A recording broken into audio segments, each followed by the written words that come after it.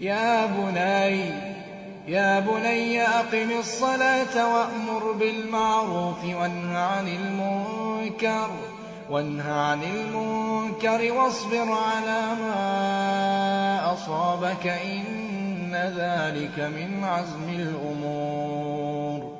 ولا تصعر خدك للناس ولا تمش في الأرض مرحا إن الله لا يحب كل مختال فخور. واقصد في مشيك واغضض من صوتك إن أنكر الأصوات لصوت الحمير.